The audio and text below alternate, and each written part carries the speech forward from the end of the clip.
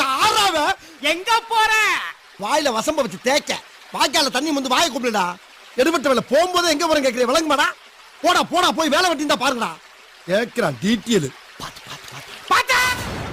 ஏய் ஏண்டா நல்லா தானே வந்துகிட்டு இருக்கே, கொஞ்சம் சும்மா இருடா.